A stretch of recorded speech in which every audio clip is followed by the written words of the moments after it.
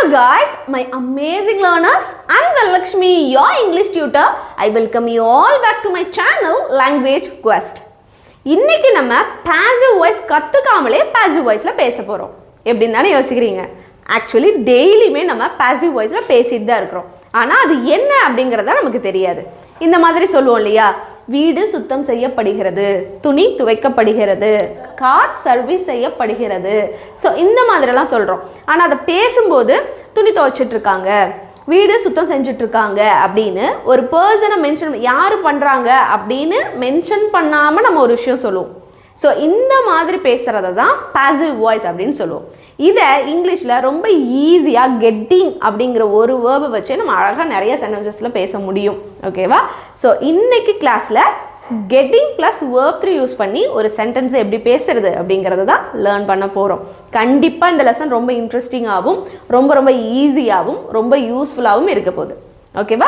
நம்ம லெசனுக்குள்ளே போகிறதுக்கு முன்னாடி நம்ம சேனலை இது வரைக்கும் சப்ஸ்கிரைப் பண்ணாதவங்க சப்ஸ்கிரைப் பண்ணிவிட்டு பக்கத்தில் இருக்கிற பெல் ஐக்கானை கிளிக் பண்ணிக்கோங்க. அப்போ தான் நம்ம போடக்கூடிய வீடியோஸ் உங்களை தொடர்ந்து வந்து சேரும். அப்புறம் என்ன, without any further delay let's get into the video. நான் ஆல்ரெடி சொன்ன மாதிரி வீடு சுத்தம் செய்யப்படுகிறது, துணி துவைக்கப்படுகிறது அந்த மாதிரிலாம் சொல்கிறதுக்கு இந்த ஃபார்முலா யூஸ் பண்ணி தான் நம்ம இங்கிலீஷில் பேசணும். ஓகேவா? ஃபார்முலா பாருங்கள். ஃபர்ஸ்ட்டு சப்ஜெக்ட் இருக்கணும், அதுக்கப்புறம் இதில் இந்த 3 வேர்பில் ஏதாவது ஒரு வேர்ப் ஈஸ், ஆம், ஆர் இது மூணுத்தில் ஏதாவது ஒன்று சப்ஜெக்ட்டுக்கு தகுந்த மாதிரி நம்ம செலக்ட் பண்ணிக்கணும். அதுக்கப்புறம் கெட்டிங் யூஸ் பண்ணிவிட்டு வேர்ப் 3 போட்டோன்னா சென்டென்ஸ் நம்ம இங்கிலீஷில் பேசியாச்சு. ஓகேவா? கெட்டிங் அப்படிங்கிறது எல்லா சென்டென்சஸ்லேயுமே வரும். ஓகேவா? இந்த வேர்ப் 3 அப்படிங்கிறது என்ன அப்படிங்கிறத நான் சொல்கிறேன் பாருங்கள். அதுக்கு முன்னாடி சப்ஜெக்ட் வந்து சிங்குலராக இருந்தால், ஒரே ஒரு விஷயமா இருந்தால் இதில் வந்து ஈஸ் அப்படிங்கிற வேர்ப் நம்ம யூஸ் பண்ணணும். ஓகேவா? இதுவே சப்ஜெக்ட்ஸ் வந்து ப்ளூரலாக இருந்தால், அதாவது மோர் தென் ஒன், ஒன்றுக்கு மேற்பட்டதாக இருந்தால், 2 3 அந்த மாதிரி ஒன்றுக்கு மேற்பட்டதாக இருந்தது அப்படின்னா என்ன யூஸ் பண்ணணும்? ஆர் அப்படிங்கிற வேர்ப் யூஸ் பண்ணுவோம். இது 3ல். ஓகேவா?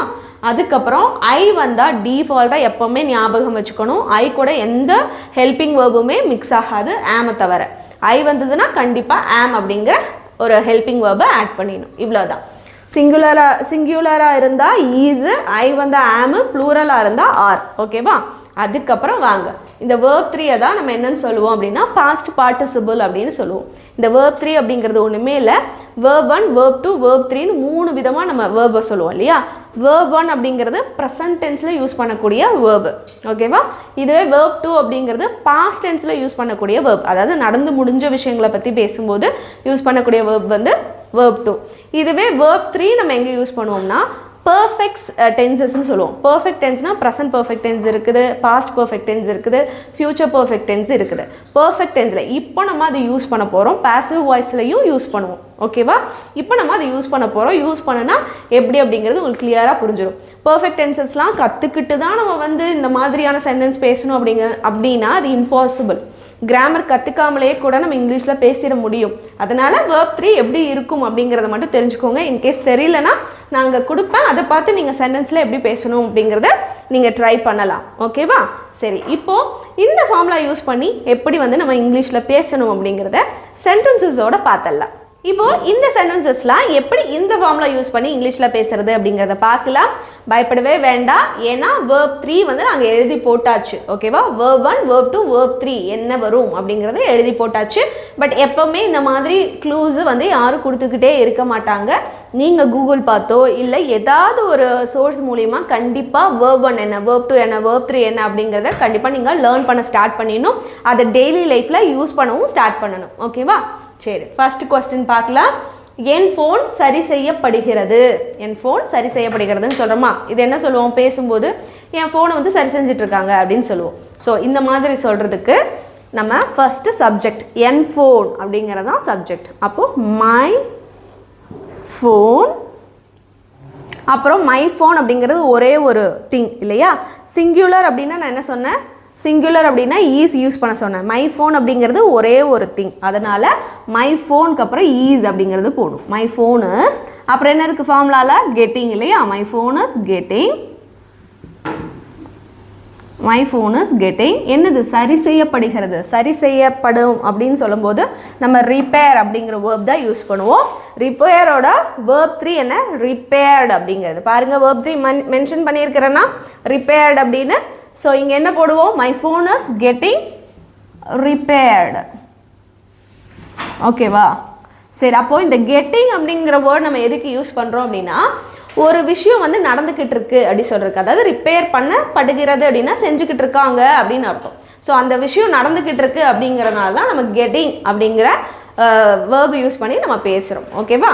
அடுத்தது நான் தயாராகி கொண்டிருக்கிறேன். ஸோ ஒரு விஷயம் நடந்துக்கிட்டு இருக்கு, அதனால் கெட்டிங் அப்படிங்கிறது டிஃபால்ட்டாக எல்லா சென்டென்சஸ்லையுமே நம்ம யூஸ் பண்ண போகிறோம். ஓகே சரி. நான் தயாராகி கொண்டு இருக்கிறேன். ஸோ இந்த இடத்துல நான் ஐ வந்தால் ஆம் போடணும் இல்லையா. ஐ ஆம். அடுத்தது என்னது கெட்டிங். I am getting. தயாராகி கொண்டு இருப்பதுக்கு வந்து ரெடின்னு சொல்லுவோமா. பாருங்கள் ஐ ஆம் கெட்டிங் ரெடி அப்படின்னா நான் தயாராகி கொண்டு இருக்கிறேன் அப்படின்னு அர்த்தம். ஆனால் இந்த இடத்துல ரெடின்னு சொல்லிட்டு நம்ம வேர்ப் 1 தான் யூஸ் பண்ணியிருக்கிறோம். ரெடின்னு வேர்ப் 1 தான் யூஸ் பண்ணிக்கிறோம். ஆனால் ஃபார்முலாவில் நீங்கள் வேர்ப் 3 சொன்னீங்க அப்படின்னு கேட்டால் கரெக்டு. இந்த இடத்துல ஐம் கெட்டிங் ரெடின்னு சொல்கிறோம் இல்லையா. ரெடி அப்படின்னு வரும்போது மட்டும் நீங்கள் ரெடிக்கு உண்டான வேர்ப் 3 யூஸ் பண்ணணுன்றதில்ல. ரெடீடு ஆக்சுவலி வேர்ப் 2 ரெடியோட வேர்ப் 3 வந்து ரெடீடு. ஓகேவா. இது காமனாக நம்ம எங்கேயுமே ப்ராக்டிஸ் பண்ணுறதில்ல. ஓகேவா. அதனால் ஐம் கெட்டிங் ரெடினே போட்டால் போதும், வேர்ப் 1 போட்டால் போதும், ரெடீடுன்னு யூஸ் பண்ணணுன்றது கிடையாது. இது ஞாபகம் வச்சுக்கணும். ஓகேவா. Let's see the next one. வீடு சுத்தம் செய்யப்படுகிறது. ஸோ இதில் எல்லாத்துலேயுமே யாரோ ஒருத்தர் க்ளீன் பண்ணுறாங்க இல்லையா. வீடு சுத்தம் செய்யப்படுகிறதுனா யாரால் எங்கள் அம்மா வந்து வீடு சுத்தம் செய்கிறாங்க அப்படி சொல்லலை, யாருன்னே மென்ஷன் பண்ணாமல் இருக்கும். ஸோ இந்த மாதிரி இருக்கிறது தான் வந்து மோஸ்ட்லி பாசிவ் வாய்ஸில் வரும். ஓகேவா. சரி. வீடு சுத்தம் செய்யப்படுகிறது. இது வீடுங்கிறது subject. The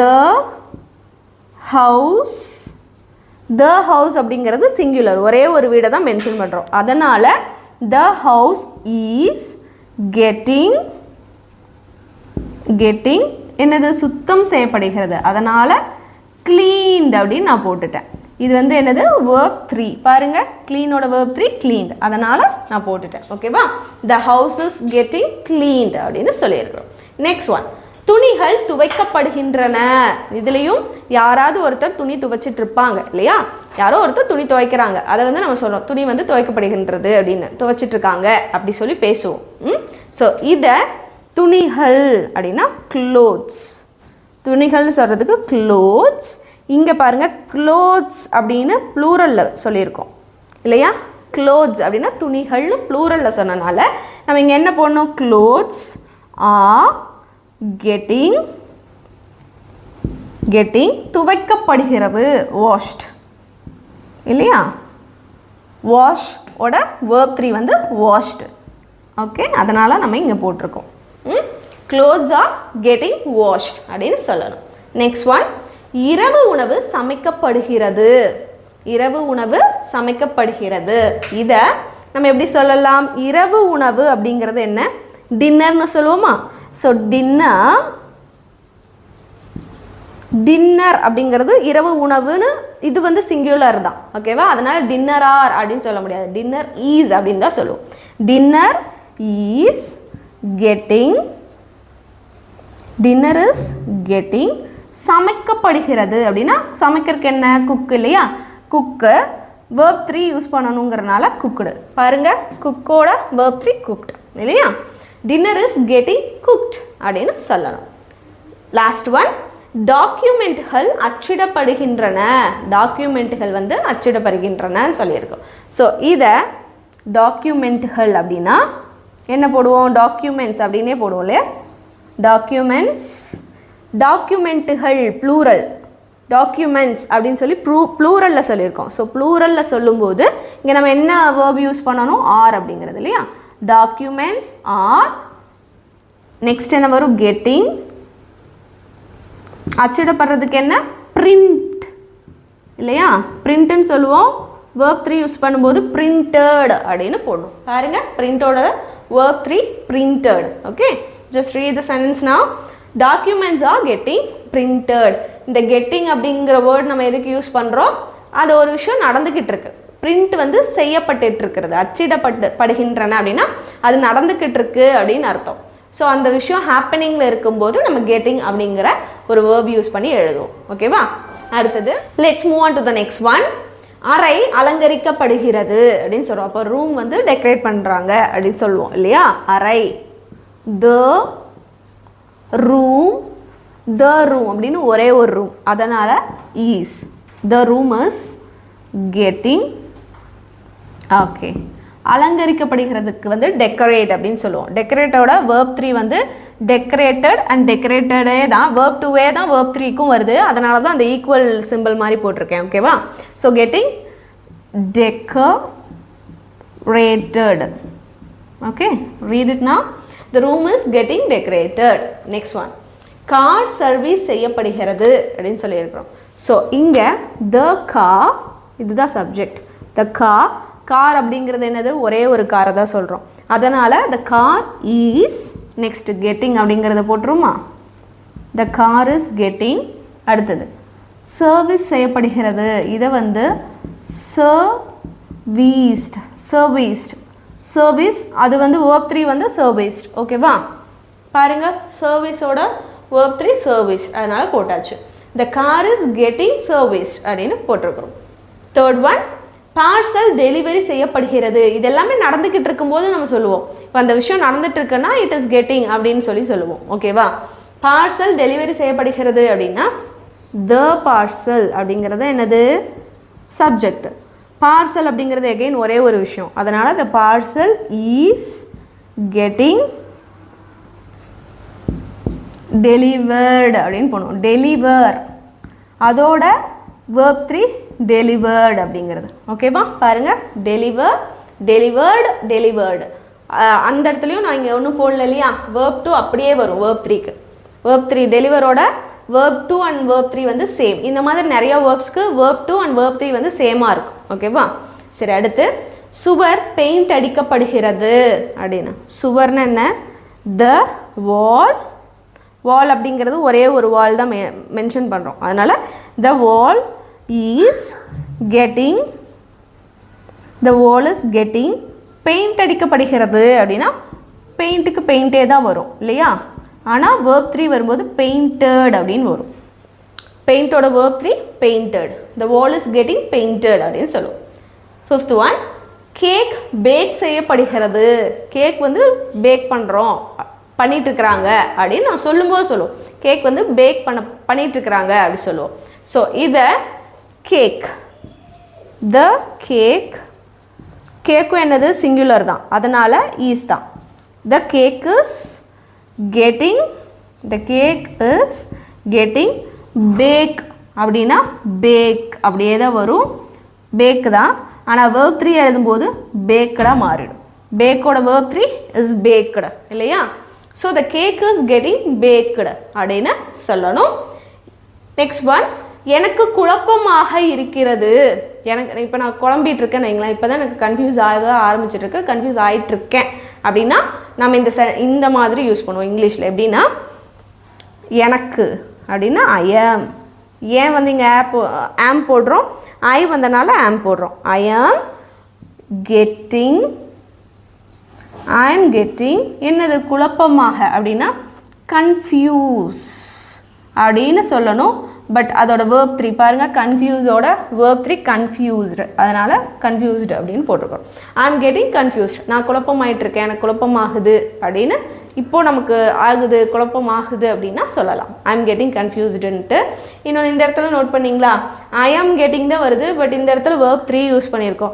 but I am getting ரெடியில் ரெடிக்கு verb 3 ரெடீடு அப்படின்னு நம்ம யூஸ் பண்ணலை.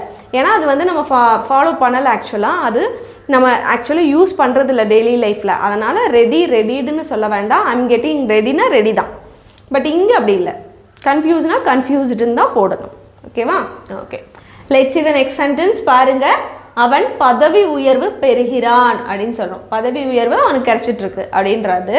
அதுக்கப்புறம் அவர்களுக்கு தடுப்பூசி போடப்படுகிறது அப்படின்னு சொல்லியிருக்கிறோம். இந்த இடத்துல பதவி உயர்வு அப்படிங்கிறத ப்ரமோட் அப்படின்னு சொல்லுவோம்.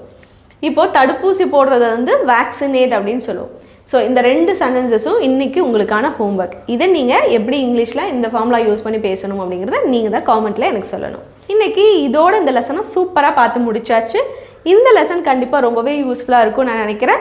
நீங்களும் அதே மாதிரியே நினச்சிங்கன்னா நீங்கள் செய்ய வேண்டிய ஒரே விஷயம், நம்ம சேனலை சப்ஸ்கிரைப் பண்ணிவிட்டு பக்கத்தில் இருக்கிற பெல் ஐக்கானையும் கிளிக் பண்ணிக்கோங்க. அப்போ தான் நம்ம போடக்கூடிய வீடியோஸ் உங்களை தொடர்ந்து வந்து சேரும். நான் உங்களை இன்னொரு யூஸ்ஃபுல்லான வீடியோவில் பார்க்குறேன். Until then, take care. Bye-bye.